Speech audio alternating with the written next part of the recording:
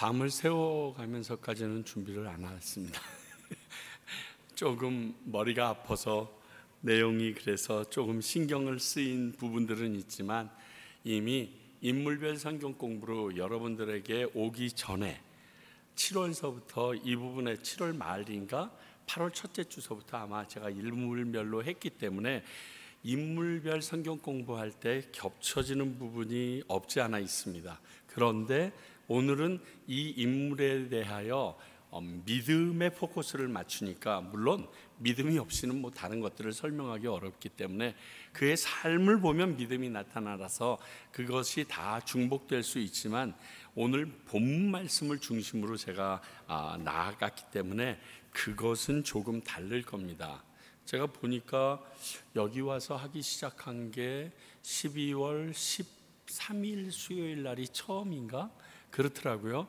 그때가 아브라함 때인가 뭐 그쯤에서 시작이 돼요. 그래서 아마 그 전까지는 여러분들께서 아마 인터넷으로만 보셨기 때문에 집중하시기가 어쩌면 더 쉬웠겠다. 이 얼굴 보면 집중이 안 되니까.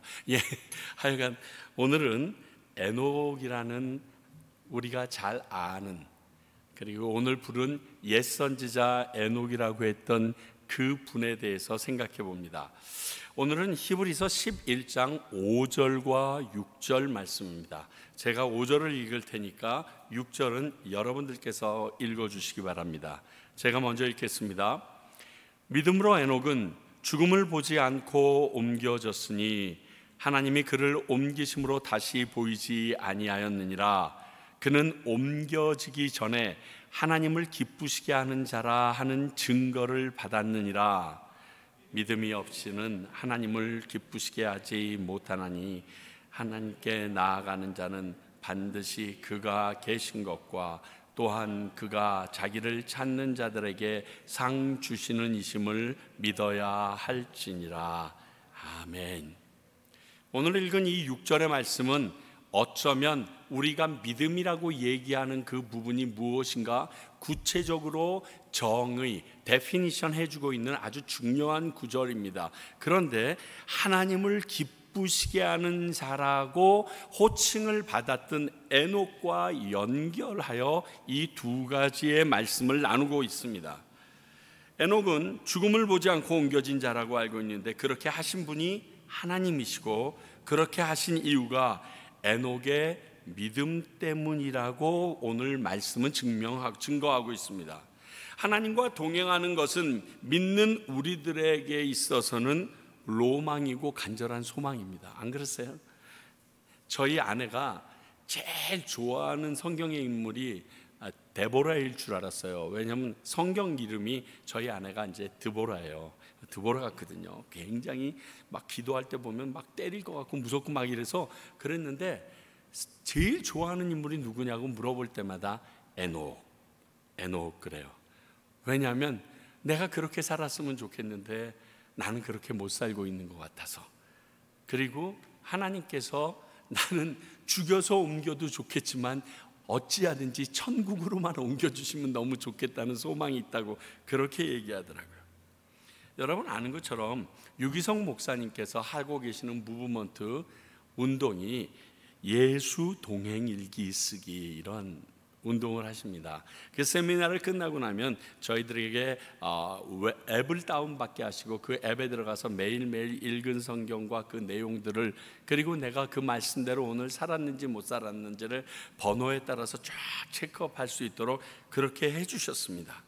그렇게 영성 훈련을 만드실 정도로 아주 중요한 신앙생활의 기본이 되는 것이 예수님과 동행하는, 하나님과 동행하는 우리들의 삶이라는 것입니다.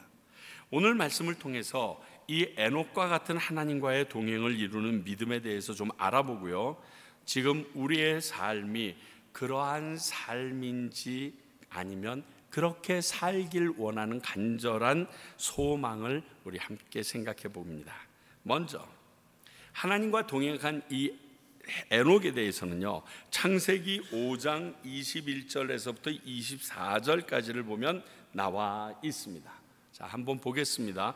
여러분 오늘은 창세기 5장을 이렇게 펴놓으십시오.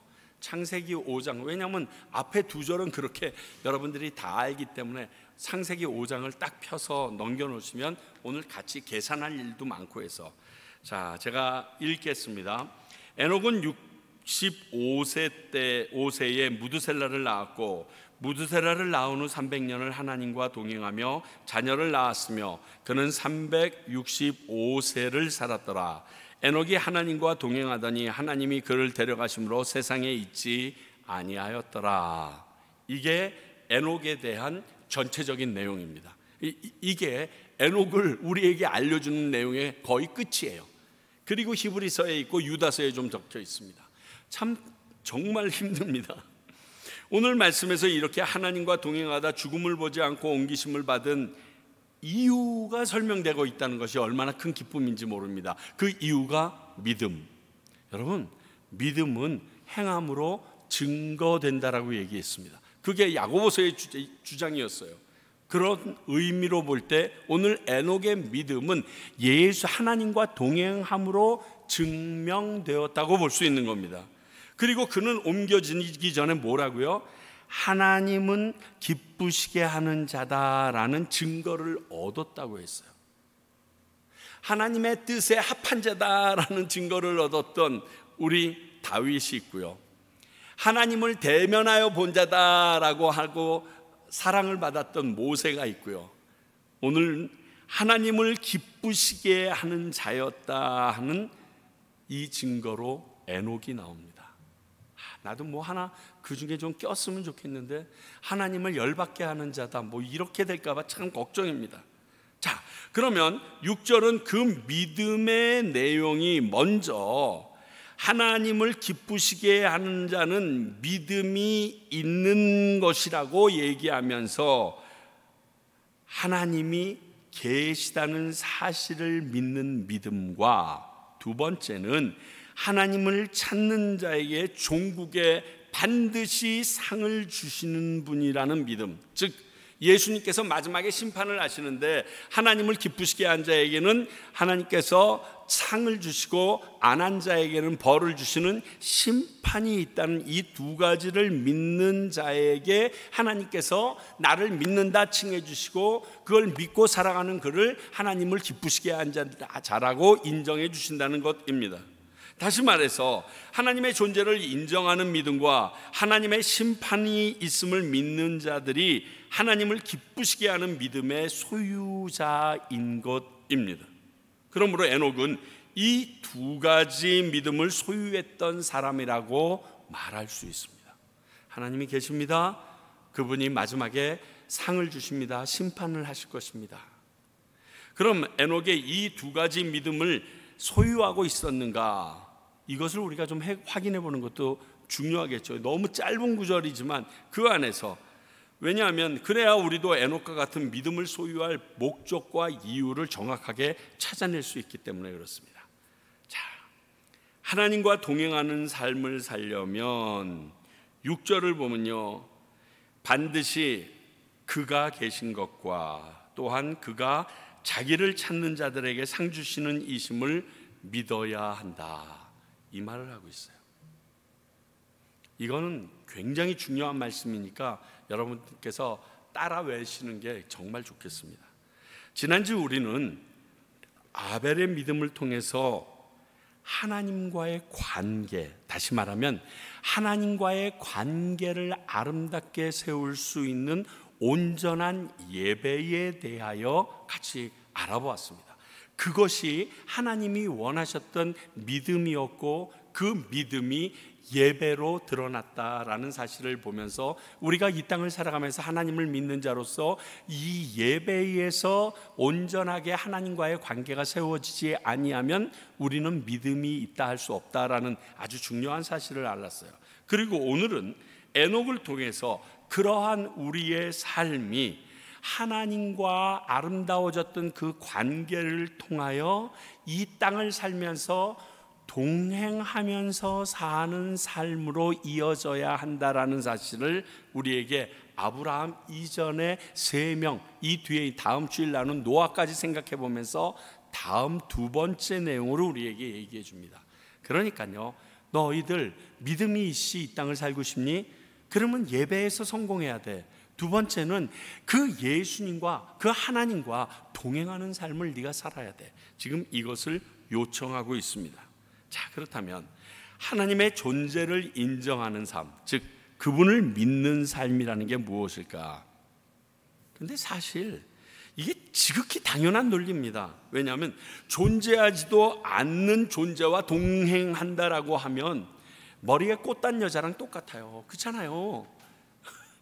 제정신으로 누가 보겠어요? 안녕, 여기 있었구나. 여러분, 제가 이렇게만 얘기해도 이제 목사님이 우리 교회를 떠나실 때가 됐구나 생각할 거예요.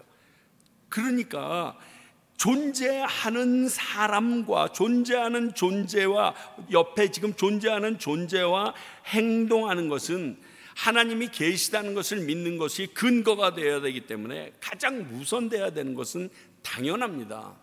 있다는 걸 안 믿는 사람이 어떻게 그러겠어요? 사실 우리가 보기에 정신없는 그 사람들도 옆에 누가 있다라고 믿는 착각 때문에 그렇게 살고 있거든요. 그러니 우리가 주님과 동행한다고 주님에게 내가 물어봐야 돼, 그리고 기도하고 앉아있고 맨날 이러면 옆에 있는 예수님을 알지 못하는 그분들이 뭐라고 볼까요? 제 머리에 꽃 꽂아줘야겠다, 이렇게 생각하는 거예요. 그런데 여러분들이 삶을 살면서 그래 보신 적이 몇 번 있으세요? 내가 어떤 일을 하기 전에 잠깐 나 주님한테 좀 여쭤봐야 돼. 주님, 눈 감고 우리가 기도해도 그런 것까지 하나님 피곤하게 하니? 뭐 있다고 소리 들잖아요. 그런데 그렇지 않다는 거예요. 그렇다면 우리는 이 문제부터 풀어야 합니다.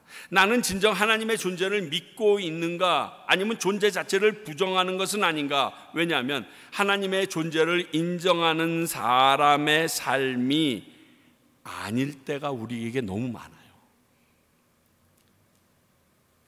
죄란 거는요, 하나님의 존재를 망각해 버렸을 때 일어나는 사건이다. 인정하세요? 우리가 자동차를 몰다가 교통경찰관이나 저쪽에 CCTV가 안 보이면 내 맘대로 움직이려고 하는 거랑 똑같다는 거죠. 하나님이 나와 함께 동행하고 나를 보고 계시다 그러면 내가 하나님이 원치 않는 행동과 말과 삶을 살지 않을 것이기 때문에 그렇습니다. 그러니까 우리의 하나님과 동행하는 것을 망각했을 때는 하나님을 기쁘시게 해드릴 수 없겠죠. 그렇지 않겠어요? 그러므로 하나님을 기쁘시게 하고 그분과 동행하려면 먼저 하나님이 항상 나와 함께 하시는 존재라는 것을 인정하고 믿는 모습이 내 안에 있어져야 됩니다. 우리 목사님은 저런 마음으로 사시니까 정말 좋으시겠다. 택도 없습니다. 저는요, 너무 잘 잊어버려요. 승질 낼 때 보면 하나님이 계신가, 저게 목사인가 싶을 정도로. 그분의 존재를 인정한다는 것은요, 단순히 존재 자체를 얘기하는 게 아니라 그분의 성품과 또 그분이 갖고 있는 모든 능력과 또 그분은 반응하실 수 있는 살아계시다는 것까지도 인정해야 한다는 내 의미가 내포되어 있습니다. 자, 우리가 알고 있는 하나님, 전지전능하시고 무소부재하시며, 그리고 그분께서는 우리를 사랑하시지만 우리에게 공의로 심판하시는 분이라는 것을 우리가 알고 살아가야 된다는 거예요.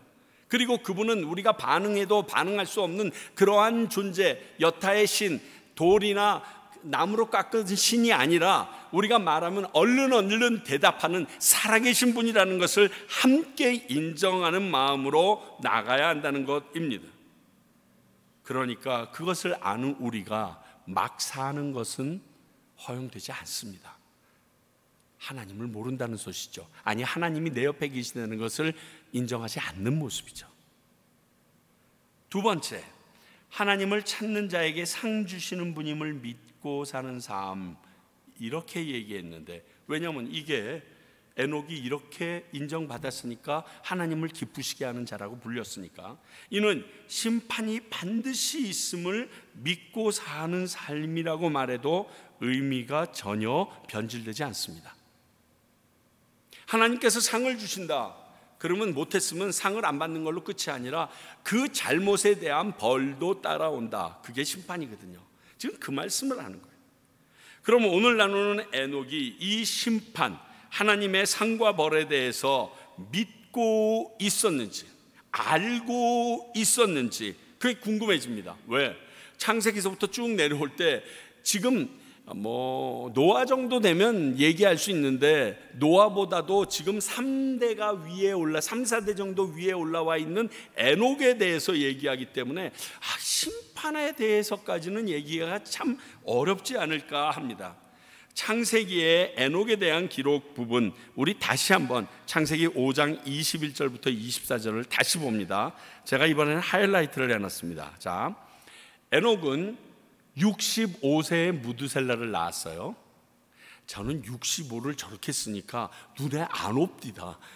그래서 여기서는 지금 제는 전부 다 그냥 아라비아 숫자로 썼는데, 그리고 이 무드셀라를 낳은 후에 300년을 하나님과 동행하며 자녀들을 낳았습니다.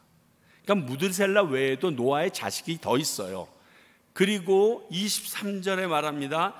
그는 365세를 살았더라. 그렇죠. 65세에 무드셀라 낳고 300년 살았으니까 365세겠죠. 그리고 에녹이 하나님과 동행하다가 하나님이 그를 데려가심으로 세상에 있지 않더라. 홍정결 목사님이 그러더라고요. 이것을 어떻게 얘기할까 생각해 봤더니 탈무드에 보니까 이렇게 쓰여 있더래요. 하루는 하나님과 에녹이 같이 300년 동안 너무 열심히 다니다 보니까 오늘은 어디 갈래? 오늘은 좀 먼 데 갈까? 그리고 쫙 갔는데 너무 먼 데까지 하나님이랑 나왔다는 거예요. 그래서 하나님이 다시 에녹한테 돌아갈까? 그러는데 너 힘들겠다. 에이, 나랑 같이 우리 집 가자. 그래서 데리고 올라갔다는 거예요.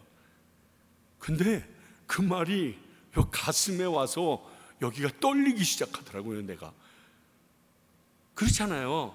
저녁 늦게까지 애들이 특히 미국에서는 슬립오버라고 그래가지고 올해까지 늦게까지 놀다가 애들이 집에 가기 싫어하면 목사님 전화해 주세요. 그 난리들을 합니다. 그러면 그 집에 딱 전화를 해주면 목사 집에 있다는 걸 아니까 네 목사님 배 좀 끼치겠습니다. 그러면 걔네들이 그 오랜 시간 놀다가 계속 놀 수 있어서 소리 지르고 난리들을 치고 좋아합니다. 에녹이 그러지 않았을까요? 하나님이랑 동행해서 오늘 또 다시 집에 가야 되는구나. 내일 봐야 되네. 안타까워. 막 너무 사랑하니까, 너무 좋아하니까. 데이트하는 사람은요 헤어지면서 하는 말 있잖아요. 못다 한 말 조금 있다가 집에 가서 전화로 할게 이러잖아요. 얘네들은 정신이 없거든요.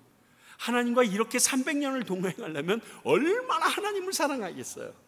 그런데 에녹 오늘은 너무 멀리 왔다. 야 그냥 우리 집에 가자. 라면이나 하나 먹고 가자. 그러고서 그냥 데리고 올라가신 거예요. 근데 여러분, 에녹은 아들인 무드셀라를 낳은 다음에 300년을 하나님과 동행했다라고 써 있습니다. 그렇죠? 하나님과, 자 앞으로 한번 돌려보세요. 22절 보겠습니다. 무드셀라를 낳은 후에 300년을 하나님과 동행했어요. 그러면요, 무드셀라를 낳기 전에는 하나님을 알았는지 몰랐는지 모르겠지만 하나님과 동행하면서 살았다는 말을 넣지 않게끔 살았던 사람입니다. 무슨 말씀인지 알겠죠? 하나님과 그 전에는 만난 적은 있는데 동행한다라는 이 단어를 붙일 수 있을 만큼 살지는 않았던 것 같아요. 그러면 무드셀라를 낳을 때 에녹과 하나님 사이에 무슨 사건이 있었을까요? 무슨 사건이 있었길래 무드셀라를 낳고 나자마자 하나님과 300년이나 동행하는 삶으로 그의 인생이 바뀌었을까? 참 궁금하잖아요.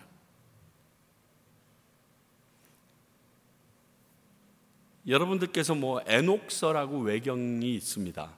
근데 그런 책을 읽으시라고는 권하고 싶지는 않지만 지금 이 말을 쓰고 있는 히브리 기자는 정경이 완성되기 전이기 때문에 히브리인들에게 쓰고 있는 말이기 때문에 오늘 이렇게 간단하게 설명해도 이 책을 받아보는 히브리 사람들은 다 알아요. 무슨 뜻인지. 아, 맞아. 걔 그 65세 무두셀라 낳은 다음부터 일이 이것 때문에 있었지라고 다 안다고요. 근데 제가 여러분들에게 외경을 근거로 설명을 하는 것은 우리 개신교에게 맞지 않기 때문에 여러분들에게 여러 가지 상상력을 좀 발휘하고 그리고 그 상상력이 성경에 근거한 것이 되기를 소원하면서 봅니다. 자, 에녹의 아들의 이름 무두셀라 있습니다. 자, 무두셀라라는 이름의 뜻 글자 그대로 해석하면요, 창 던지는 사람 이런 뜻이에요. 창을 던지는 자, 이게 무두셀라라는 사람의 이름의 그 뜻 그대로입니다. 그런데 이 내용을 이스라엘 족장 시대로 넘어가서 요세푸스에 의하여 그때 이 말의 의미가 무엇인가 우리가 다시금 한번 재해석해 봐야 됩니다. 창 던지는 자라는 것은요, 이스라엘 족장 시대에 관련된 말로서 마을의 망대에서 자기의 마을을 지키기 위해서 다가오는 적들에게 창을 던지는 자다, 그러한 의미를 가진 게 이 무두셀라라는 뜻이랍니다. 그러니까 마을을 지키는 최후의 보루가 되는 거예요. 이 창 던지는 자가 없으면, 죽으면 그 마을은 이제 망하는 거예요. 패하는 거예요. 최후를 맞이할 수밖에 없다. 이런 의미가 가진 것이 이 무두셀라라는 이름의 뜻이라고 합니다. 그런 의미래요.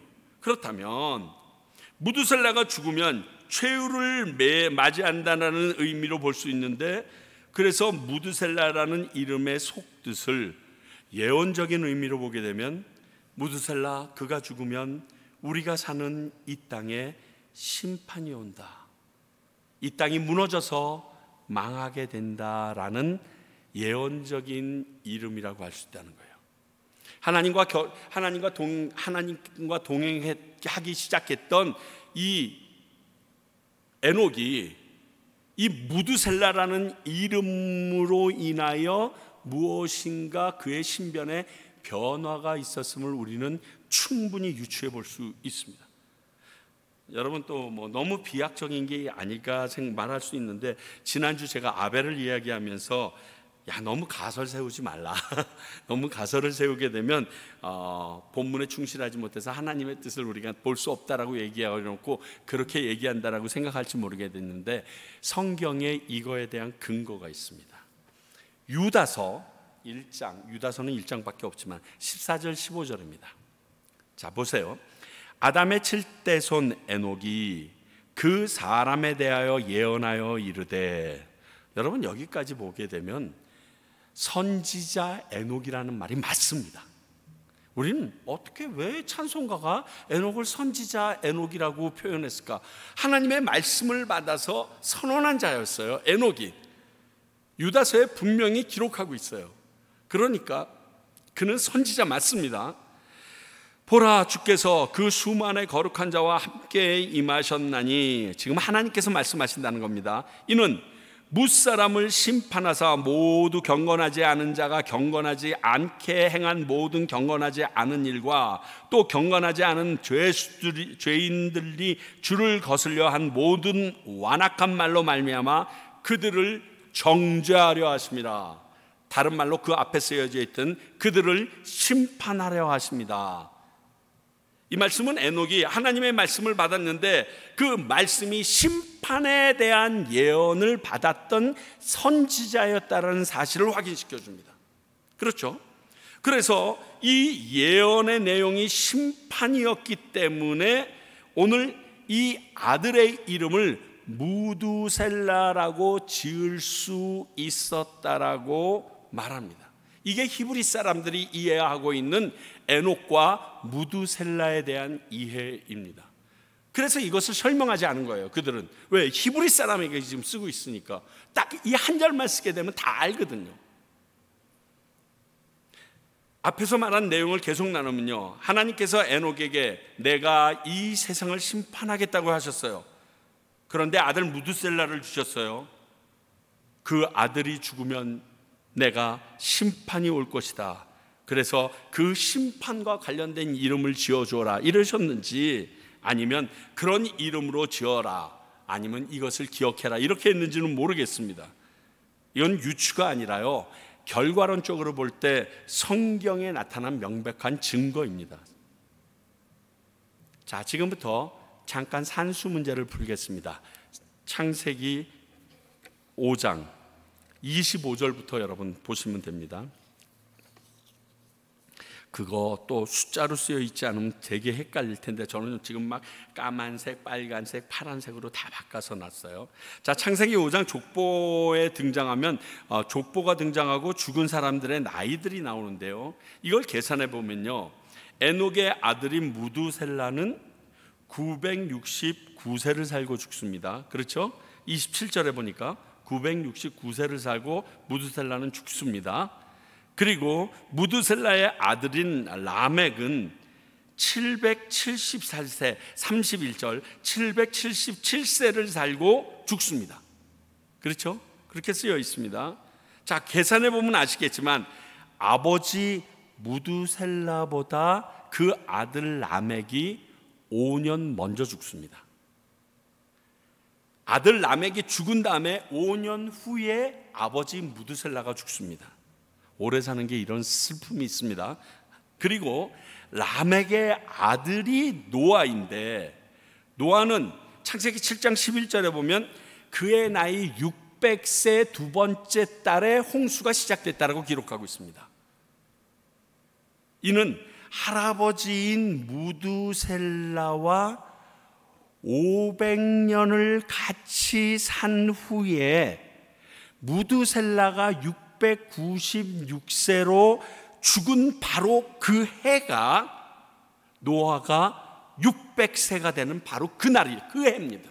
그러니까 무두셀라가 죽자마자 노아의 홍수가 터졌다라고 우리는 숫자적으로 확인할 수가 있습니다. 참 이게 제가 이렇게 다이어그램으로 이렇게 걸어서 쭉 이렇게 아담서부터 언제 죽었는가 딱 보면요, 이 노아의 60대 때 이 앞에 있던 모든 조상이 싹 다 죽습니다. 하나님이 싹 다 데려갑니다.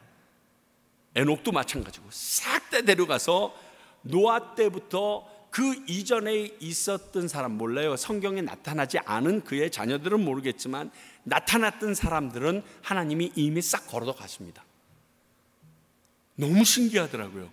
그걸 막 이렇게 그리다 보니까 와우. 여러분, 하나님은요 예고도 없이 갑자기 심판하지 않아요. 그냥 에이 열받아 진짜, 에이 오늘 홍수나 치자, 야 무두셀라 아이 재수 좋게 딱 그때 죽었네, 이거 아니세요. 철저한 계획이 있으세요. 예수님의 재림도요 우리에게 말씀하셨어요. 어찌하면 내가 가까운 줄 알아라. 그때가 지금인 거 아시죠? 지진, 전쟁, 난리 다 나는 거 지금 보시죠. 그러므로 우리는 창세기 5장에 하나님의 말씀이 에녹에게 임했을 때 그 예언의 말씀이 홍수로 심판이었다는 사실을 아들을 무두셀라의 이름으로 확인할 수 있었던 것입니다. 이해가 되십니까? 이런 내용은 제 지식이 절대로 아니죠. 제 머리가 이렇게 좋겠습니까?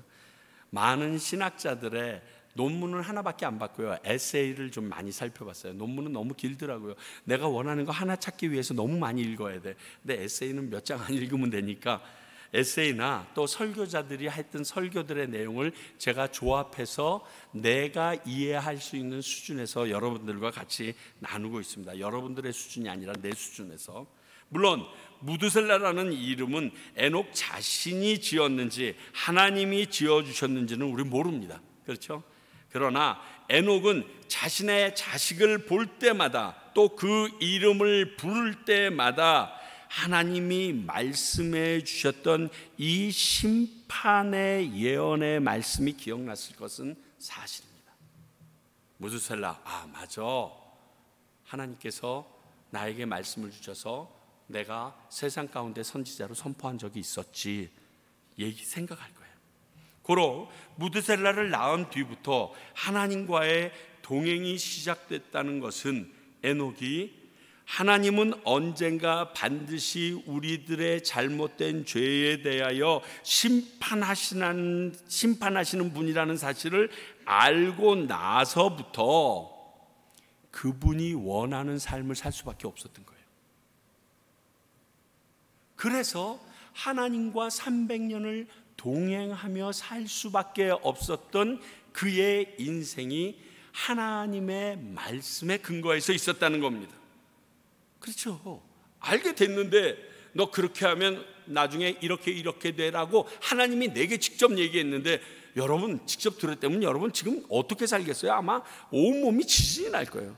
그렇게 하나님 자신을 찾는 자에게 상 주시는 이심을 믿는다라는 이 의미에, 하나님을 찾고 교만하여 자신의 뜻대로 살지 않는 그분들을 심판하신다는 이 의미에 대하여 믿는 자가 에녹이었어요.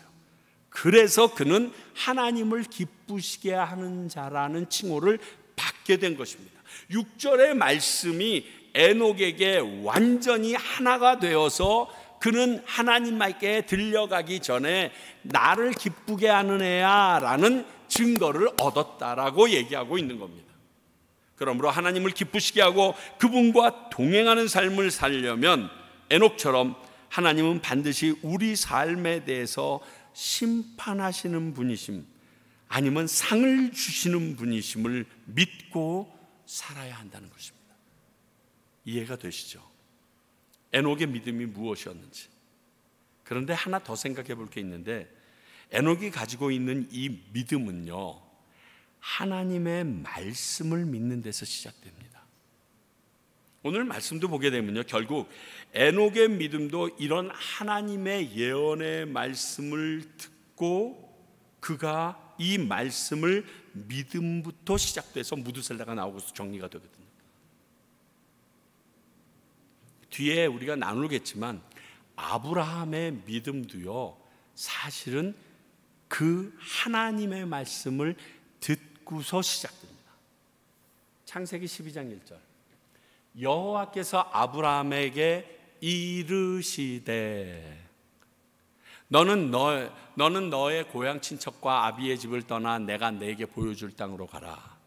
자, 아브라함에게 먼저 임한 게 하나님의 말씀입니다. 하나님의 이 말씀을 믿음으로 그가 갈대아 우르를 떠나서 가나안 땅으로 가는 그것을 하나님께서는 의로 여기셨다고 얘기했고, 그것을 믿음이라고 말씀하셨다는 것입니다. 그렇습니다. 우리의 믿음은요, 하나님의 말씀을 들음에서 시작됩니다. 그분을 보고 시작할 수 있다면 얼마나 좋겠어요. 그런데 사실 그게 불가능합니다. 그러나 하나님의 말씀을 듣는 것은, 하나님의 말씀을 읽으면서 그 말씀이 내 마음에 박혀서 내 삶 속에, 내 머릿속에 듣게 하시는 것은 가능합니다.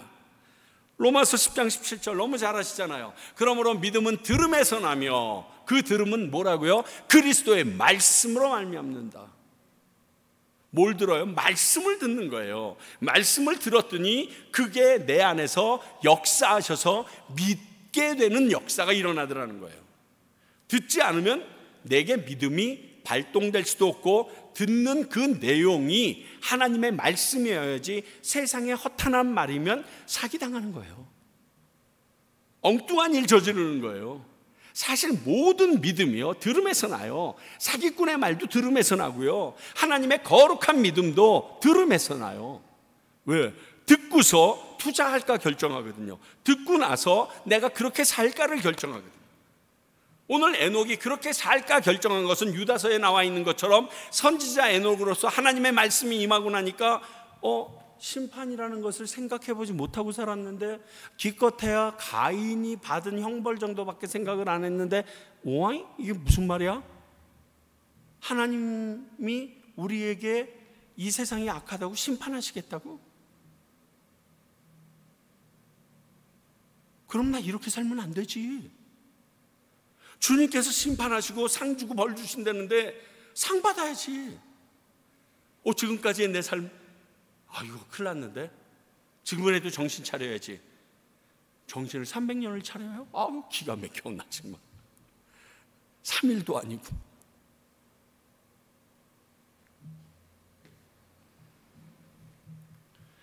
에녹이 실제로 그 하나님을 눈으로 보면서 손을 잡고 동행했는지는 모르겠습니다. 그러나 확실한 것은 에녹이 하나님의 음성을 들으며 함께 동행했다라는 사실은 우리가 알 수 있습니다. 보이지 않아도 계속 옆에서 누군가 이야기하면 나와 같이 가고 있는 누군가 있구나라고 느낄 수 있는 것처럼 에녹의 동행에는 항상 하나님의 말씀이 있었고, 이를 통해 에녹은 하나님과의 동행은 인지하고 300년을 살아왔던 것입니다. 우리도 에녹과 같이 그분의 말씀에 순종함으로 하나님과의 동행을 인지할 수 있다라는 것을 우리와 같은 성정을 지닌 에녹을 통해서 오늘 알려줍니다. 그러니까 너희들도 에녹과 같은 믿음 가질 수 있어. 오늘 에녹의 믿음을 말하면서 그의 동행이 그의 믿음의 증거인데 하나님을 기쁘시게 하는 자라는 증거를 얻었기 때문에, 이 증거는 하나님이 말씀하시기에 그가 계신 것을 믿었기 때문이고, 그가 후에 우리의 삶에 대하여 심판하실 분임을 안 후에 하나님과 동행하는 삶을 선택했다는 거예요. 근데 솔직히 얘기합시다. 하나님이 이후에 심판이 있다는 사실을 모르는 크리스찬이 있습니까? 근데 우리는 왜 그렇게 못 살까요? 왠지 아세요? 첫째는 우리의 죄성 때문이고, 둘째는 우리가 그 말을 믿지 않아요. 세계의 성경 공부할 때 여러분들에게 말씀드린 게 있습니다. 처음 인간에게 죄가 들어올 때 무엇으로 시작돼요? 하나님의 말씀에 대한 불신으로 시작됩니다. 하나님께서 아담과 하와에게 뭐라고 하십니까? 너희들 동산 중앙에 있는 저 과실의 나무를 그 열매를 따서 먹으면 정령 죽으리라 그랬어요. 그런데 그가 뱀이 유혹할 때 뭐라고 얘기하는 줄 아세요? 주님께서 얘기하셨는데 저기에 있는 그 동산 중앙에 있는 그 나무의 열매는 보지도 말고 만지지도 말고 먹지도 말라고 그랬어. 그거 먹게 되면 죽을까 하노라 이렇게. 설마 죽이기까지는 하시겠어? 그렇지는 않지만 그 이상의 어려움이 있을 거라고 얘기하셨던 것 같아. 하나님은 정령 죽으리라 하셨는데 죽을까 하노라 합니다. 그래서 우리 안에 죄의 싹스로 들어온 게 사망이 됩니다. 진짜 죽어버렸어요. 우리가 하나님의 말씀을 믿는 믿음이 아직도 하와 때에서 한 걸음도 벗어나지 못합니다. 하나님의 말씀을 모르는 게 아니에요. 듣지 않은 게 아니에요. 압니다. 들었습니다. 그럼에도 불구하고 믿지 않기 때문에 지금도 이렇게 살아요. 그래서 하나밖에 없는 외아들 예수 그리스도까지 십자가에 달려 죽이실 수밖에 없었던 하나님의 애타는 심정, 그럼에도 불구하고 여전히 내 마음대로 살면서 그 죄 회개하기를 오랫동안 설거지하지 않고 쌓아놓은 것처럼 쌓아놓고 삽니다.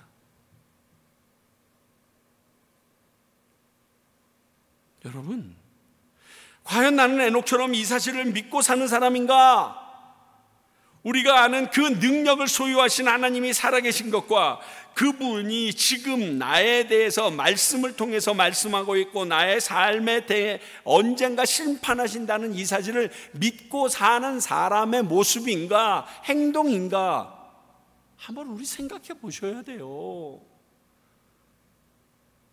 그리고 예수 믿으니까 천국 갈 것 같다라고. 근데 천국 가는 건요, 믿음으로 가는 거예요. 근데 이 믿음이 열쇠를 받았는 줄 알았는데 천국 문 앞에서 키에 꽂았더니 안 열려. 안 믿음이야. 근데 자기가 믿음인 줄 알았어. 그래서 코팅도 하고 어떤 사람은 거기 금박으로 싸기도 하고 난리를 쳐서 가지고도 왔는데 탁 보석하면서 열어서 그 금을 탁 넣고 많은 사람이 올 때 봐라 깡 끼끼끼끼끼 바닥. 우리 믿음이 그럴 수 있어요. 이 말씀을 전하는 저는 얼마나 가슴 터지겠어요. 여러분들 죄송합니다. 여러분들은 둘째치고 나는 갈 수 있나? 여러분, 목사라고 천국 가는 거 아니에요. 목사라고 천국 가면요 신학교 미어 터져야 돼요. 그렇잖아요. 선교사라고 천국 가면요 전부 다 선교사 나와야 돼요. 처음 마음은 그랬는지 몰라요. 그의 뜨거웠던 열정은 그랬었을지 몰라요. 근데 시간이 지나서 나를 딱 진단해 보면 오늘 이 에녹의 말씀을 읽는 순간 좌절감이 와요. 안 되거든. 여러분, 이렇게 힘든 이민 생활, 그것도 과테말라까지 와가지고 영어도 아니고 스페니쉬여서 영어보다 몇 배 더 힘든 시간을 보내면서 또 그 어려운 상황 가운데 다른 민족성 가운데 이렇게 살아내면서 거기에 교회까지 나와서 살았던 여러분들께서 이 다음에 하늘나라 갔더니 옆에 교회 안 다니고 맨날 골프 치던 그 친구랑 똑같이 하늘나라 입구에서 깨진 열쇠 들고서 슬피 울고 있으면 얼마나 억울해요. 우리는 그러지는 말아야 될 거 아니에요. 그래서 여러분들을 하나님께서 이 자리에 보내주셨고, 그리고 이 말씀을 듣게 하시고, 그리고 이 말씀 속에서 하나님의 놀라운 믿음의 소유자가 되어 구원에 이르는 자들이 되도록 하나님께서 지금 계속 노력하시는 게 여러분들에게 나눠드리는 하나님의 말씀입니다. 이것을 믿으시면 믿어지시기에 명심하고 살게 된다면 하나님과의 관계는 에녹이 깨달은 후처럼 동행하는 삶이 될 것이에요. 그렇죠? 그렇습니다. 사랑하는 성도 여러분, 우리 모두가 에녹의 믿음을 소유할 수 있길 원합니다. 아니, 소유할 수 있도록 여러분들은 하나님의 초청을 받은, 초대를 받은 귀한 사람들이라는 것부터 인정하셔요. 아무리 교회 나오라고 그래도 나옵니까? 수요일날 한번 좀 교회 나와주면 좋겠는데 여러 가지 사정이 있어서 못 나오시는 분들도 있겠지만 몸에 배서 안 나오는 사람들도 있거든요. 그런데 오늘 이 정말 중요한 메시지, 믿음에 대한 또 다른 눈을 여러분들에게 확인시켜 줬을 때는 하나님이 여러분들을 얼마나 사랑하시는지 우리 객관적으로 알아야 돼요. 여러분, 하나님께서 여러분들을 한 명도 놓치고 싶지 않아 하세요. 사단에게 내어주고 싶지 않아 하세요. 여러분들을 한 명도 빠짐없이 천국에 데려가고 싶어 하세요. 그래서 이 말씀을 주신 거예요. 그 사랑과 은혜를 신뢰하면서 오늘 에녹의 믿음이 나에게 쌓여져 나가 그분과의 아름다운 관계뿐만이 아니라 그 관계 가운데 동행하는 남자 여자가 아름다운 관계를 가짐으로 말미암아 함께 살게 되는 부부와 같은 삶이 되는 그 모습이 저와 여러분에게 있기를 소원합니다. 기도하겠습니다. 아버지 하나님, 오늘 에녹에 대한 믿음이 우리가 가볍게 여겼던 몇 절 사이에 하나님 나라에 직접 올라갈 수밖에 없는 믿음이었음을 확인합니다. 정말 에녹처럼 됐기를 소원합니다. 우리들의 간절한 소망입니다. 근데 소망은 갔는데 우리가 그것을 대하여 노력하지도 않고 노력은커녕 믿으려고도 하지 않는 모습은 없는지요. 아버지, 이 시간 우리에게 함께 하시사 이 말씀이 믿어지게 하여 주시옵시며, 이 믿어지기 때문에 그 하나님이 기뻐하시는 삶을 살아가는 저희들 되게 바꾸어 주시옵소서. 뒤집어 놔 주시옵소서.